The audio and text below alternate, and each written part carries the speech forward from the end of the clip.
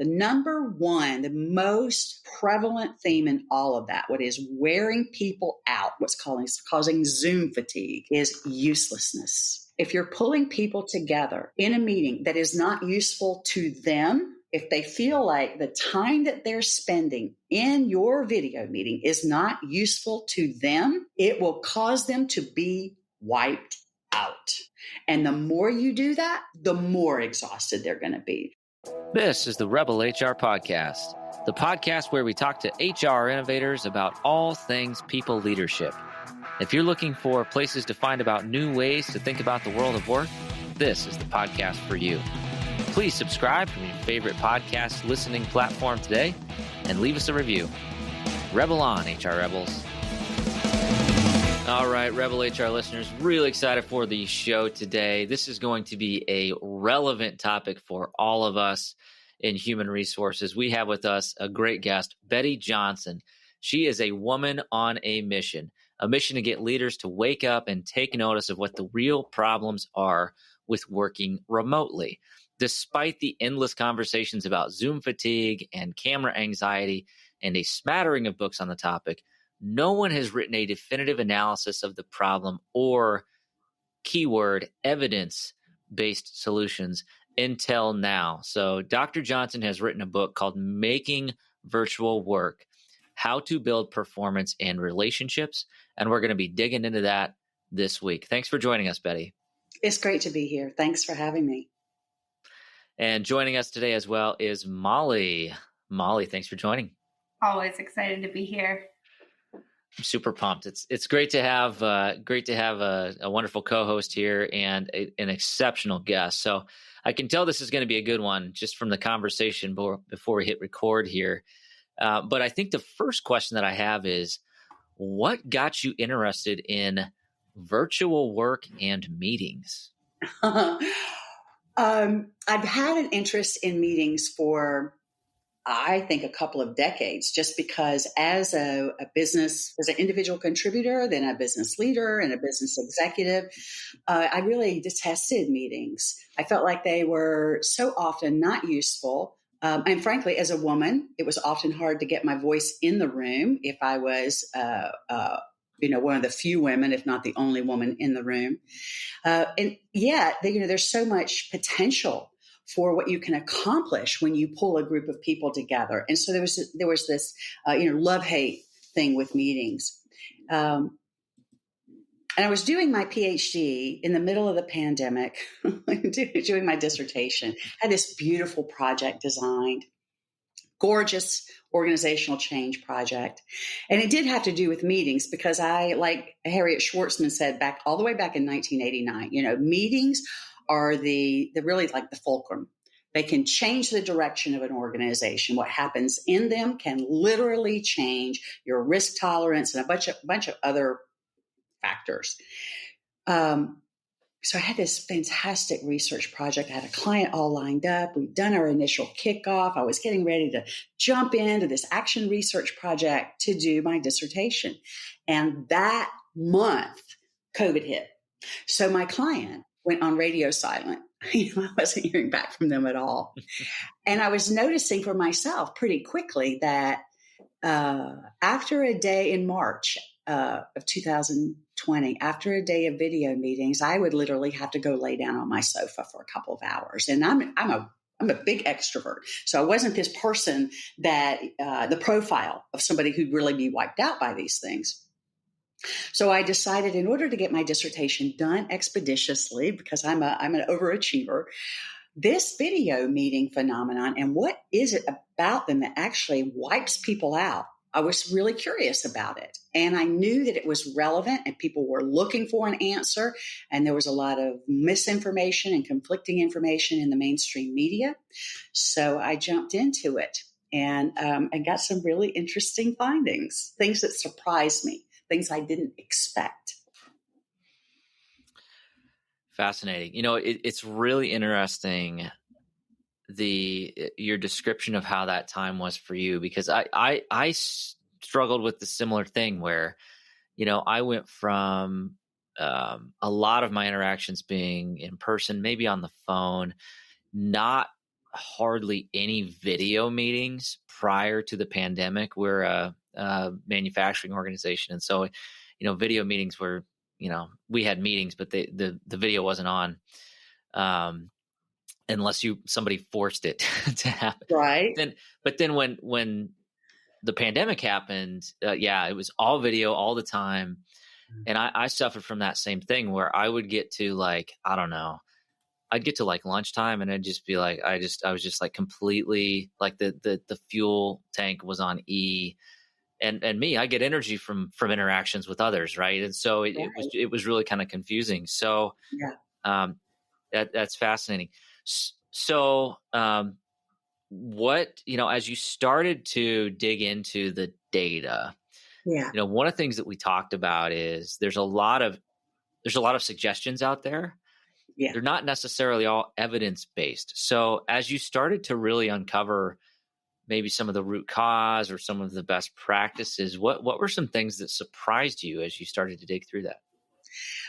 One of the biggest surprises is I thought I knew what the real problem was because I'd done enough research before on meetings in general. There's a thing called surface acting. Are you familiar with this term, surface acting?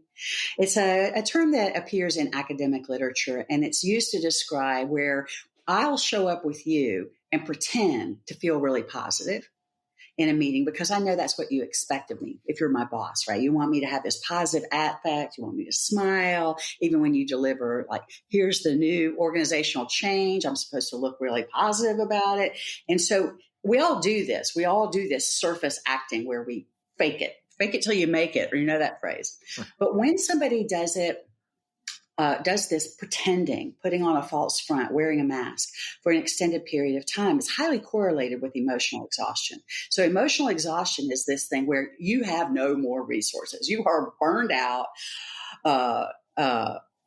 want to just, you're at the end of your rope. You don't want to show up the next day. You don't want to be around those people you work with anymore. That's what emotional exhaustion is. And surface acting is highly correlated with it. The more you surface act, the more inclined you are going to be emotionally exhausted. So I thought that's what it is. We're all showing up, wearing a happy face, and we're in the middle of a pandemic. That's what's making everybody so tired. So there had been no studies to date, and still aren't, that study only surface acting only in a video meeting context. And how much is it happening? And how much does that correlate with emotional exhaustion? So I thought, well, that would be an interesting finding. And we know that women tend to surface act more than do men. So maybe women are more wiped out from video meetings. I had some suppositions. Wrong. I was wrong about this. So that's the Paul Harvey of this story is, yes, there is surface acting going on.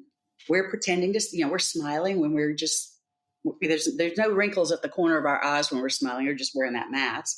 And yes, women in my study are doing that more than are men, self-reported.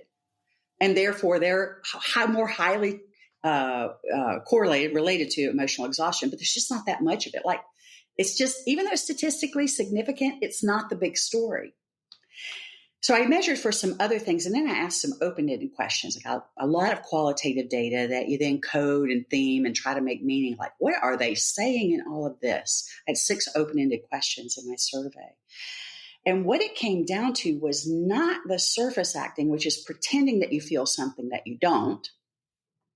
It was impression management striving, which is, I know I'm this awesome person, highly capable, very valuable to this organization. I contribute a lot of worth here. And when I show up in a video meeting, it's really hard for me to do that.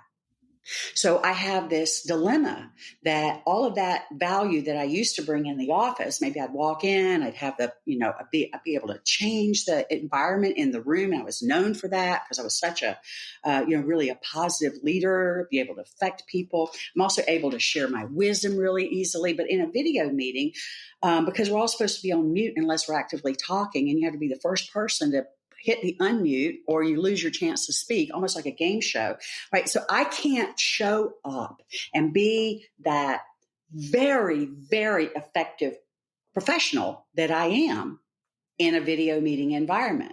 There are too many obstacles for me to be like cooking on all four burners, as we say down south, bringing it completely to the meeting. And so I'm exhausted from striving to do that. There's one of the examples you asked about, Kyle,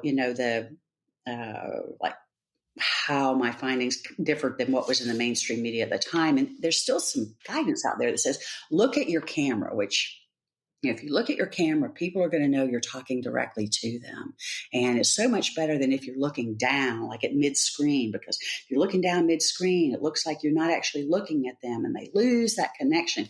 Well, so what happens if I'm looking at my camera and I'm not looking at you? I have no idea what your body language cues are. I can't see whether you're nodding your head. And so I'm performing this impression management striving. So I am impressing upon you how capable I am. And meanwhile, I can't actually be that person because I'm supposed to be looking at the camera instead of you. So I'm not getting the visual feedback. It's just one small example of how trying to show up and be that really effective leader or employee is really tough when you have 3 or more people in a Zoom environment. What's your reaction to that? What are you thinking? That's not what I expected you to say. No, it was funny though. So for our listeners, you can't see this right now because you're just listening to the audio. But when Betty legit looked in the camera, I was like, "Whoa, she's really looking in that camera really hard right now."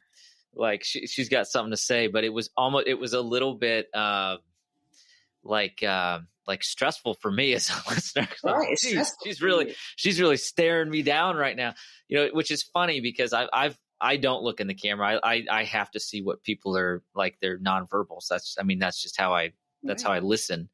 Mm-hmm. So that's fascinating. Yeah. Molly, what's your reaction to that?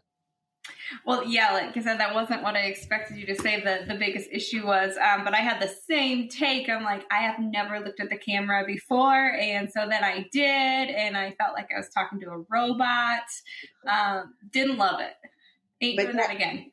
Yeah, there's so many people out in the publication space, in well-known publications, that are saying, they're telling us one of the things we've really got to do is look at the camera. And you saw how awful it feels on the receiving end. I go back to my days as a salesperson, and I learned really, because I'm an extrovert, I make eye contact really easily. But I learned very early on, not everybody wants to be making direct eye contact. So when you think about when you're in an in-person meeting, there's some direct eye contact, but it's not this constant stare at you, right? So your eyes are moving from person to person. And a lot of times you're not really making the eye contact. You're sort of like generally looking at their face because you're thinking. And so you don't have this disturbing eye stare going on. Some of the people in my study said, I asked, what makes video meetings exhausting? If they're exhausting for you, what makes them so? And they said fantastic things, very direct, like staring at that little blue dot at the top of my screen while the leader goes blah, blah, blah, blah, blah, right? And so the people are staring at the camera to listen so that their leaders think they're engaged. That's impression management striving. And it is exhausting. It's so inauthentic. And because you're staring at that dot, you can't actually read what's in the chat. You certainly can't go down and take a note like I am right now, which starts to look like, oh, Betty's checked out. And so the issue really is that we have upended what is meant by workplace. This is now a workplace. This video meeting space is a workplace, and it requires new norms because it's different than the old workplace. So there's, one of the things that human beings need is certainty. When we feel a certain level of certainty, it calms the limbic system. We're able to show up and be more present because we're not feeling threatened. And yet we're still not certain how to show up in this venue. We don't know what our leaders are expecting of us or why they even called us here. Are they are they having these regular video meetings where they're requiring the camera on because they're trying to surveil us? Because that's what some workers feeling. They feel they're being surveilled. Like, can you not just trust me to be doing my work? Why do I have, as one person said, why do you need to see my face? Rhetorical question. Right? When Molly, Patrick, and I tried to figure out how to start our own podcast, we didn't know where to start. Thankfully, we found Buzzsprout. Buzzsprout makes it super easy for us to upload our episodes, track our listeners, and get listed on all the major podcast networks. Today's a great day to start your own podcast. I know that you're one of our listeners, so you've definitely got something to say.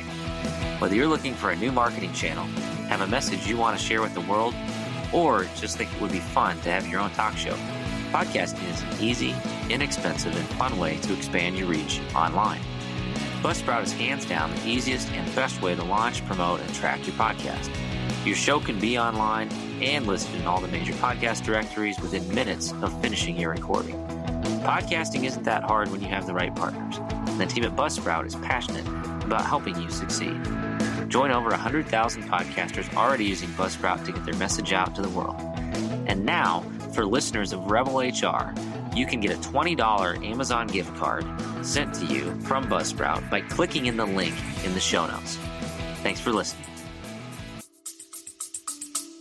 We'll be back after a quick break. And so used to having everything in front of them right away that we forget that innovation just takes time. I myself, I get frustrated too. Why? And you know, this is being one of my best friends is, hey, I talk to you all the time. Hey, man, I'm frustrated in the fact that I can't seem to just get there in the next day. But that's just not how these things work, right? Innovation needs to be planned out. It needs to be very methodical. And then when it finally hits, that's when it seems like to everyone else that it sort of just came out of nowhere. But to you, you know the amount of dedication that it took over that time.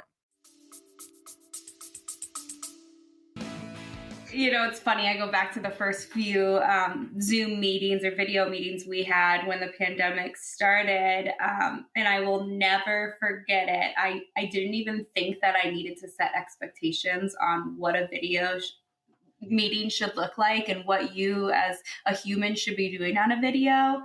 Oh, gosh, I had people in bed. I had people without shirts on. I had people roaming around their house. So setting clear expectations, I think is important. But for me, I think, you know, because we are still one that does require your video to be on. And it's not, for me anyway, as an employer, it's not that I don't trust my employees. It's I feel like they will be more engaged if their video is on. Like I'm forcing you to be present, which I know isn't happening all the time because I am on tons of video meetings where I'm not present all the time, which is exhausting. But from my perspective, that's why I've done it in the past. But I never thought about what my employees would think or what their perception would be of that requirement. Can I just ask a question? I'm going to step back. Someone did not have a shirt on during a video call? Oh yeah, it was a male. Sounds like an HR nightmare. I think just woke up from bed and just rolled with it. I mean, we have a laid back culture, but I didn't think it was that laid back. Place to be, I guess. I don't know about those happy hours on Friday you guys do, but that's a whole nother level. Sure is. Betty, you were going to say something. Well, I was going to say, you know, in the past, if somebody needed to spend a day without a shirt, what they do is they take a sick day, right? They take a mental health day. And those don't exist anymore because even when you're sick, you're working at your computer because now your whole office is in your home. And the need that we have, the organizational leaders have for people to be engaged is not a realistic expectation in terms of cognitive load. So what is engagement? Let's just do the contrast. What does engagement in work look like? Well, engagement in work, according to the social sciences, is you lose track of time. You're so engrossed in your work, right? You go into flow. That's what engagement is. You go into flow. We are using this term engagement to describe something that's actually a performance. It's not an authentic state of being. And it is impossible for workers to show up and put on that performance for hours on end. And if they are putting on that performance of I'm engaged, I'm not taking notes, which by the way, kinesthetic studies show note taking is one of the ways you remember what the heck happened. So people don't remember what happened in your meeting. It's because perhaps they feel like they can't take notes because they're supposed to be looking at you all the time. Also, there was a lot of data in my study about people who, claim to be engineers and other sort of linear thinkers, let's just say, people who are used to a lot of data, reading data, interpreting data, and then using that data to then innovate. They can't do that thing where we want them to look engaged. So when you turn off the camera, though you can't see their faces, they are, and if you have a meeting that's purposeful and it's not a waste of time, they're processing, they're thinking, they're integrating the things that they're reading and that are being said. But if they have to perform on camera to show you they're doing that stuff, they can't do it. So I really challenge leaders to think about this term of engagement. Are you looking for a performance, or are you looking for something that's really into the work? I feel like I am contributing. I am contributing, even if I'm thinking, because I'm getting ready to do something that is good, for my organization and part of my job responsibilities. Yeah. So just a little challenge, that whole idea of I want to see people because I want to see if they're engaged. Many times we want to see people because we want to see, like, are they tracking with me? Do they understand what I'm saying? I have no idea. All I get is crickets, and they're not on camera. I have no idea what their reaction is to what I'm saying. So we as leaders, we crave to see their faces because we want to know if our performance is up to snuff. But what happens is, because they're sitting there listening us to do our blah, blah, blah, and having to look like, oh, Betty, one more fascinating point coming from Betty. They're having to perform this thing that is just not sustainable. But that's not the big message. There's a bigger message. We'll get to, when the time is right. So much great content there. And it was kind of like a couple light bulbs went off, and, maybe my reaction to what you just said, the difference between, flow and true engagement versus performance. I mean, I can't tell you how many times I get off a meeting and I realize like my face hurts because I've just been like smiling the entire time, even though, when somebody's sitting in my office, I'm not just smiling like the entire time. And it's like, oh yeah, I guess I probably don't need to do that all the time, but it is a little bit draining. And I'm also one that, I just kind of naturally mirror other people's actions. That's just kind of how I've always done that. That's just how I interact with human beings. And, doing that in a virtual environment, I think it is kind of like a performance, right? Yes, it is. So interesting. The fact that they are a performance was a very strong theme in the qualitative data. I didn't measure it statistically because first of all, I didn't know that I should. Like, I'm thinking surface acting. We're in a pandemic. People are afraid.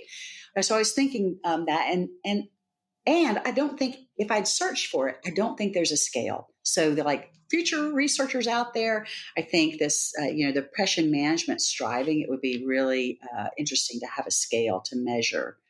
How hard are you having to work to convey your value? So clearly I'm getting some of these virtual meetings wrong. What advice do you have for me? How do I improve them? Here's my biggest advice, and it is the biggest theme in the qualitative and quantitative data of my study. What is wearing people out? The most significant variable. I had 42 variables that I measured statistically, and then all this, 2,700 qualitative response. It was a lot of stuff, a lot of data. The number one, the most prevalent theme in all of that, what is wearing people out, what's causing Zoom fatigue, is uselessness. It's uselessness. The meta message here is if you're pulling people together in a meeting that is not useful to them, if they feel like the time that they're spending in your video meeting is not useful to them, it will cause them to be wiped out. And the more you do that, the more exhausted they're going to be. My survey shows emotional exhaustion begins to set in at 7 hours of video meetings in a given week. 7. And at 12 hours in a given week, it firmly sets in. So if I'm attending 7 to 12 hours of video meetings in a given week, I'm already going to be exhausted for lots of other reasons, right? But then you load on top of that the fact that they're a waste of my time. I mean, maybe you're getting done, you, my leader, maybe you're getting done what you need to get done. You're making announcements. You're explaining to me a new process. Or maybe this is the real killer. Let's say we're on a project team together and there are 10 of us in this meeting. And the leader, let's just say it's you, Kyle, just for fun, just for kicks. You're the leader. So you say, so Molly, what's your update? So Betty, what's your update? Steve, you got an update for me? Joe, what do you got for us? And so in that hour-long meeting, well, let's just even say it's 30 minutes. In that 30-minute meeting, I'm speaking 4 minutes. And what Molly and everybody else has to say is really not relevant to me. It's not useful to me to complete my other job responsibilities. You're killing me. You're killing me with that. And if you're doing it, so you think about the collective waste of time, right? If you've got 10 people on your team, you just wasted a whole day of productivity. And that 30 minutes that you just sucked out of my day, I'm going to have to work later tonight or on the weekend, which is why in the US, workers are on average now working 2.5 hours more per day than they were before the pandemic. It's not just because we're using our commute time to work. We are having to use our commute time to work because we've got all these useless video meetings going on. So that's the note to human resources practitioners, in my view, is organizations need to be more judicious about how we use this tool. Like you don't use a hammer, you use a hammer for a nail, you don't use a hammer for every task you have, right? And so when is a video meeting the right tool? And when is another form of communication a better tool? Meetings in general should only be used when there's collaborative conversation, idea sharing, helping us come to a shared understanding. And so there are many other ways to communicate, but we have not been using those. As one research participant said, it just doesn't seem to be fair game anymore to pick up the phone. I would agree with that. I think the phone calls have definitely decreased.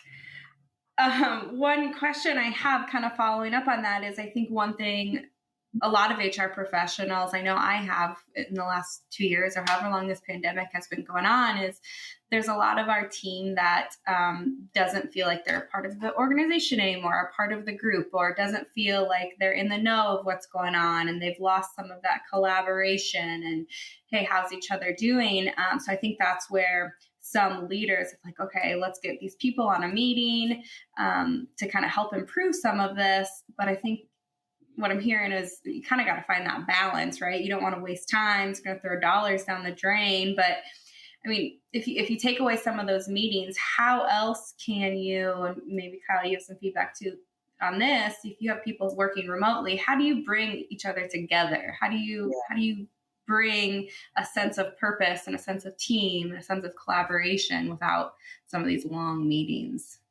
Well, one of the things I learned back in the mid 2000s, the first decade of the 2000s, an executive at my organization said this: around here, we build relationships through the work. And, it wasn't just there. That's everywhere. We build our work relationships through the work, through working together, through talking about our work. And yes, we'll talk about our daughter's ballet class or the vacation that we're about to take, or our favorite team and what the score was, and, the play, all that. So we use those lighthearted conversations to help create affinity and bond. So yes, we build the trust that we're good to work with each other. That happens through getting the work done. But there's this other thing, which is, do I feel connected to you authentically, like who I really am? And do you feel that way with me? And when we have that, it adds to the meaning in our work, but it also creates those bonds that help mitigate the big quit, which is what we're now calling this mass exodus of people who don't feel connected to their jobs and just don't want to live like that anymore.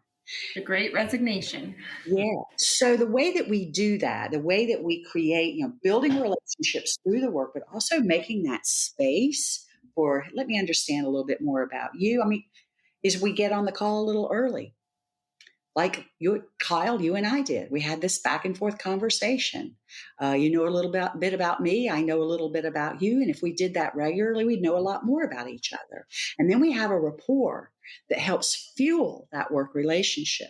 So the way organizations are using video meetings, because we've got this idea that they are a tool, like an ink pen, is like, this is the boundary of the meeting. Make sure you're using the tool to have the meeting. But what people need, because they're not robots, they need small talk. What I say in my book and what I show through my participants' remarks is small talk is big. Small talk creates that glue. And my research participants, with 345 of them, after all the data was scrubbed, and they were about equally divided. Some people hate it, like, too much chit chat. What a waste of time. I'm sick of all this blah, blah, blah. What's going on. Frankly, I've got a toddler running around and a client call in 10 minutes, and I don't care about the game stats, quote unquote. So there's people that have that, like, let's just get the work done. They're wanting to accomplish the work. Well, in large part because they're having to work 7 hours a day to get that work done. If you're wasting their time, they have an intolerance. And then there's this other group that, can you just be real? Can you just give us a little space to connect each other as human beings? We haven't seen each other in person in months. What about just making a little room? Keep it real, keep it human. So this tension between those who need small talk and those who hate it needs to be addressed. And the recommendation for how to do that, it seems to be like the elephant in the room, like how do we accomplish both, is you put 10 minutes at the beginning. If it's a 30-minute meeting, add 10 minutes at the beginning for small talk. Put it in the agenda. Call it small talk. Call it meet and greet. Call it whatever you want to call it. And don't structure it. Don't have like, oh, I have today's conversation. Well, name one good thing that happened yesterday. Like, don't be the puppet master controlling the small talk. Let people come on and just talk. The evidence, like the scientific evidence, shows this is really counterintuitive. Introverts gain more from small talk than do extroverts. So it's a need that is out there. People want it. And if we squelch it, it wipes them out. And if you schedule it for a discrete period of time, those people, they're like, I got a toddler running around. I got a client calling Tim. I hate this stuff. Can we just get on with it? They don't have to show for it, right? They can be a little late. And that way they get their energy needs met too. They can use that 10 minutes accomplishing something else and then come in when the business agenda begins. So this means that it might be, that the idea is, oh, this is going to make meetings run longer. But if you have a good agenda that shows this is what we're going to talk about when, you won't have people derailing the agenda to talk about that stuff because their appetite would have been satisfied. And also, one of the things that's just endemically stressful? Is it people show up late in video meetings and then, they don't have their equipment ready and they're trying to get their camera on and it's just like, stop, start, stop, start, stop, start. If you allow that 10-minute window of let's just relax, and be with each other for 10 minutes, those people who are habitually late, it gives them a little window to be the way they are. Maybe they can't help be habitually late. Maybe they're on a team where other people hold them longer. They have a little time to get their technology going and turn on their ring light or whatever is needed and get the headspace into the meeting. So you're actually helping them become more engaged in the purpose of the meeting by offering that. And the other thing that leaders don't do, and it's such an easy thing, I don't know why we don't do it, open up the meeting room early. Even if you can't be there, open it up. Don't admit people through a waiting room. Do your meeting without a waiting room. Let people come in. Let them talk to each other without your having to be the facilitator. Man, sorry guys, I really am bad at this. I'm the one jumping in 1 minute till our meeting time. Good job, Kyle. Yeah, Betty and I were old friends by the time you showed up, like 5 minutes later. No, this is like, I'm furiously taking notes because it's like, oh geez, I got to change up my HR staff meetings. But we do have small talk, like unintentional small talk. But for us, it's funny, that time is probably some of the best time that I have all week.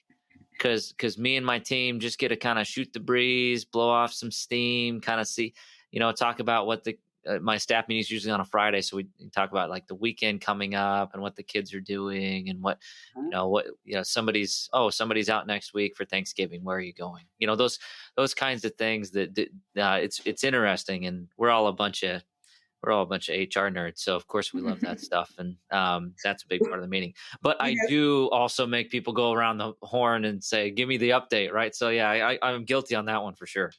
There's a better way to do that update, but I'll speak to you in just a second if you want me to, but this whole thing about small talk, people of Germanic descent really don't like small talk.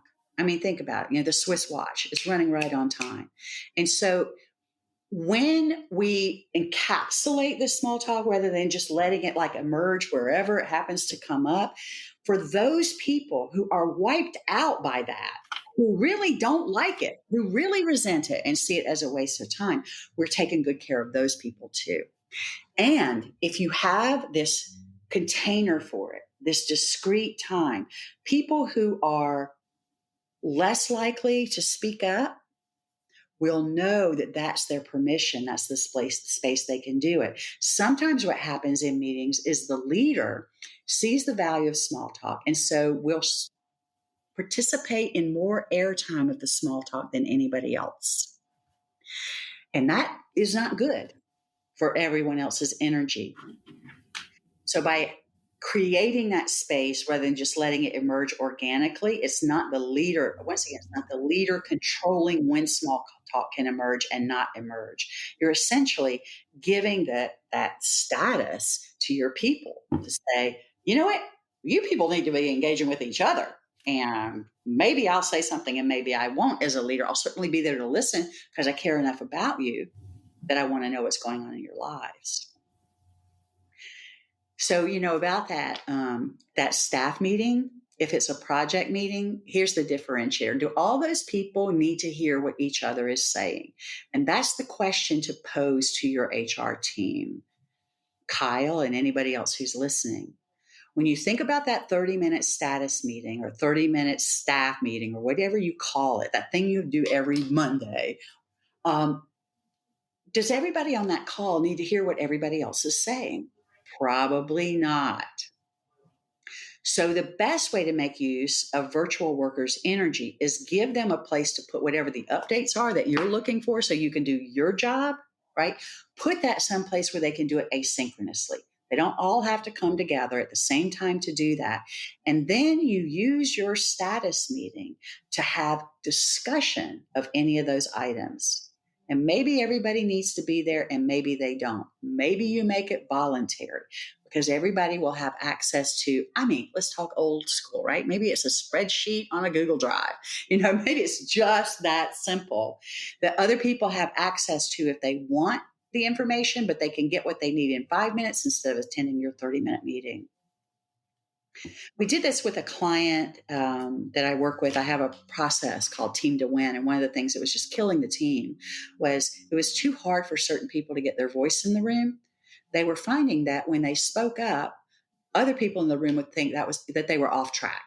And so they shut them down. They'd interrupt them. And they were slower to come to the conversation because they're mentally processing what they've been hearing. And so they weren't quick enough on that unmute button to be able to say anything. So they just basically gave up. So you're not getting their brain trust. With this group, what happened is it's a team, it's a project team, and it's a very important team for the organization's success. It's like a mission critical project team. So what they started doing is posting their project updates in a universal place when asked. And it was, they could start posting a couple of days before the typical date of the team meeting. If there was anything that was unresolved, they could decide, do we need to get together, Kyle, Molly, and me, and leave the project manager out of this meeting so that we can have a conversation about our handoffs. Maybe that's the conversation that needs to happen. And we don't even need the project manager here to do it. So they took ownership of what communication sharing do we really need and problem solving do we need. We don't have to wait for the heroic project leader to pull us all together so we can hold hands and sing Kumbaya and sit there and stare at our video monitor. That's funny. Yeah. But how else is that project manager supposed to add value to the organization? No, I'm kidding. That's a whole. Now we're getting an ego and all that stuff. It is about ego because the way that project manager adds value is she stays aware of risks and how those risks are going to be mitigated. She's tracking, are the milestones being met? Are the tasks to enable the milestones getting met? The same thing you would do in a meeting without having to have all those people there at the same time. She's still getting the information and doing her job and creating new processes to help the information flow more smoothly, making sure the relevant parties are talking to each other, informing the other departments about here's what's going to change. It's coming down the pike. Get ready for it. That's what a project manager does, right? And according to PMI, 85% of a project manager's job is communication. 85%. So what she's doing is having her one-on-ones with her project team instead of everybody all together. How's it going? Absolutely. My favorite tool for that is Microsoft Planner. I don't know if either of you have ever used it, but I love my Microsoft Planner. I don't. I'm not into the tools. I'm old school. I'm like Excel project tracker. Sorry, Kyle, check out the planner. Okay, it'll change your life. All right. I didn't know you were sponsored by Microsoft, but not yet. I do. We're quickly running out of time here, but I have one question that Molly mentioned, Betty, and I want your perspective. So, should we require cameras on? Or should we be flexible and have it optional? Or, how do we manage the expectations of camera utilization in meetings? So this is a fundamental question. And the answer is whether cameras are required should depend on the meeting purpose. And that requires that anybody who sends out an invitation to a meeting must be very specific. First, be clear with themselves. What's the purpose of this meeting? And convey that purpose to other people. And if the purpose of the meeting is going to be facilitated by being able to see each other, use cameras. If it's not, don't. So, for example, here we are. We're looking at each other on camera because it's enabling us to have a richer dialogue as we can see each other's body language. But if the purpose of a meeting is to, let's just say you keep doing those project meetings because your team is saying, actually, I do benefit from hearing what everybody has to say. And most people feel the same way. So you keep having that because it's a benefit to them. Therefore, the purpose of the meeting is to debrief the status of your contribution to the project with a specific gender around that. Does that sound like cameras are really essential for achieving the purpose of the project, of the meeting? It's really not, is it? And not only that, but the more people that you have in these little, I'm only looking at the two of you. That's super easy for me to track with your body language. You get 10 people in a Hollywood Squares. It doesn't matter what they're doing. I can't follow it. I can't even see it because the icons are too little, but I am completely overwhelmed and distracted because the internet, delivery system, the streaming is like making people jerk, and that's just doing all kinds of things to my cognitive overload. So unless you need the video to accomplish the stated purpose of the meeting, make it optional. If people want to have their video on, they can. If they don't want to have it on, don't do it. Don't require it. And there's always going to be pressure from the leader. I wish people that would have their cameras on so they'll know if I'm tracking with them. But what I say to leaders is, if you want to know if they're tracking with you, ask them. Yeah, right. Just ask them. And you do that by saying something like I did with you just earlier, Kyle, which is, how's that landing on you? What are your thoughts about that? Is there something that you think I'm missing? And then if you get crickets, if you get dead air, which a lot of times you do in an audio only, say, I'm going to give this just 10 more seconds for someone to pipe up. If you need more thinking time, say so. Now you don't have to surveil them. You don't have to monitor them. And they don't have to monitor you either. And if all it is a big fat tell, that's what I like to call it, one person talking, record and you feel like you got to be on camera for that, record yourself and send people the recording and ask them to reply to you with their thoughts. There you go. Not necessary for everybody to be there together at the same time. Molly, I got a policy ready for you. All right. Okay, here we go. If video is required, shirts are required. If video is optional, shirts are optional. There's your new policy. Shoes are always. Love it. I'll send you a consulting fee later. Perfect. All right. Oh, this has been a wonderful conversation, Betty. It's just really fascinating to hear this empirical evidence driving us to better meeting protocols and trying to prevent our employees from burning out and just getting sick of these meetings, ultimately making it more effective. So I want to shift gears and go into the Rebel HR Flash Round. So okay, ready? Sure. Yeah, I'm ready. All right, here we go. Question number 1. What is your favorite people book? Well, a book that I have made a lot of reference to in the last year or so is by Mark Goulston, Goulston. I'm a big fan of Mark's work. He's written many books, and he is just a very wise person. I admire not just his books, but how he shows up in the world. And the book that I recommend to many of my clients is Just Listen. So here's a little factoid from Just Listen. How long can somebody listen to you talk before they start to zone out? They start to zone out at 20 seconds. How long? For me, 15. How long before they're just completely over somewhere else thinking about something and just not, they're listening, but they're not doing that deep listening where they can remember. 40 seconds. So as a leader or as an employee, you've got 40 seconds to make your point. If you go longer than that, you're going to lose people. If you need to keep them with you, you give them breaks just like I did. But make it a little longer, and even better, say, what do you think about that? How's that ring? Love those questions. Does that ring true to you? Yeah. Molly, why are you staring me down right now? Camera. Sounds like I need to pick that book up. All right. Question number 2. Who should we be listening to? You should be listening to your people. You should be listening to your people and not wait for them to come to you and tell you what's not working.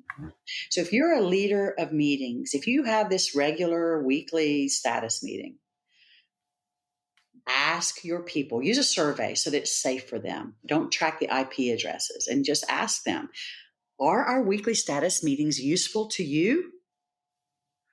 What would make them more useful? Would you prefer that we share information with each other in a different venue? Ask. Don't assume. It's just so easy to ask and then make wiser choices. But as leaders, we somehow still have this, what I like to call the way of the dinosaur, right? We feel like we have to be so big and strong and figure it all out ourselves. And if we keep doing that, we will become extinct. The workplace has changed. You mentioned this, we're in a new world now, and it requires that open curiosity in a way where people feel safe to say what it is they really need. And then if we do that for them, it might feel like a sacrifice because we don't get as much of what we need. Like, I don't get to see their eyeballs, We might not get as much of what we need, but when we are providing them with what they need, we become more successful, right? That is just a simple formula. Such a good answer. All right, last question here. How can our listeners connect with you? Well, I would love for anyone listening to, of course, read the book, Making Virtual Work, because it's 85 pages. It has my contact information in it. But more importantly, I've given some tips here, but in the book, there is a recipe, right? Just like baking a pie, it's a pie chart, a real pie with steam coming out of the top.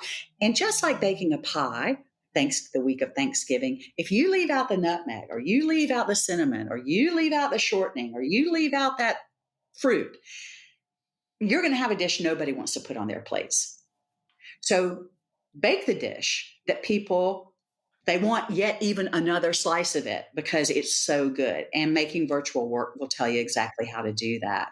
You can also follow me on LinkedIn or through my website, bridgingthedifference.com. The LinkedIn is Bridging the Difference as well. And I'm Dr. Betty Johnson, and I would really welcome any conversation that you want to reach out and have about how we better make virtual work. It's here to stay.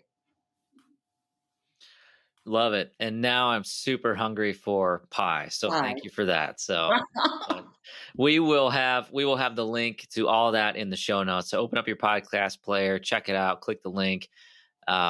Just some absolutely wonderful content. And I think something that we could all use. And really excited for you spending the time today with us, Betty. Thank you. Thanks. You made it a lot of fun. All right. Take care. All right, that does it for the Rebel HR podcast. Big thank you to our guests.